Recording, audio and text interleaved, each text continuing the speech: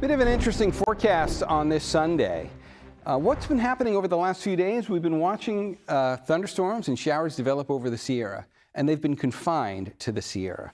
But what we're going to watch now is the futurecast depiction for how thunderstorms that develop in the Sierra this afternoon, watch your timestamp down there, they're going to grow up a little bit bigger than they were yesterday, and they're going to get pushed off the Sierra to the northern third most of the state. This does not bring rain to the Bay Area. I don't have rain in our forecast today, but you might notice a few more clouds coming our way from that. And it's kind of interesting to see we've gotten into that point in summer now where thunderstorms are developing impressively enough over the Sierra. Some of them are actually getting pushed out across a good portion of the rest of the northern half of the state. Kind of interesting to watch that.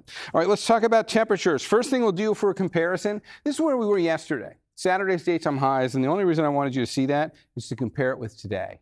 Because what you're going to see for today is a bit of a jump. And when we look at Sunday's numbers, it gets a little bit warmer for much of the state. Everybody inland is going to go up about another 3 or 4 degrees today. It's going to be downright hot today up in that northernmost part of the Sacramento Valley. But if we bring it back here to home, we're totally insulated. Remember, the marine layer is going to be with us today. And as a result, we're not really going to have to feel any of that warmth. We're going to stay right where we were pretty much yesterday. So these are today's daytime highs. Get you into Sunday afternoon. You'll be in the low 80s in the South Bay, top out around 80 in Livermore. See, the temperatures in the North Bay will also climb probably right around 80 for Santa Rosa. It's a general theme for just about all of our inland locations today. You're looking at numbers that come in right about 80, and then in the Bay, the numbers will, along the peninsula, and you saw for the East Bay Shore, your temperatures will rebound just a bit as well.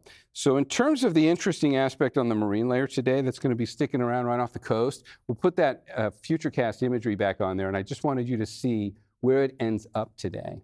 So it's cloudy and gray for everybody now, but the defining feature about today is going to be where the marine layer hangs on. So if you're making your Sunday plans, take a look at 2, 3 o'clock in the afternoon. Everybody gets plenty of sunshine, with the exception of anywhere that's immediately adjacent to the Golden Gate. So the East Bay Hills over here, certainly through like the west half of the city, and the coast.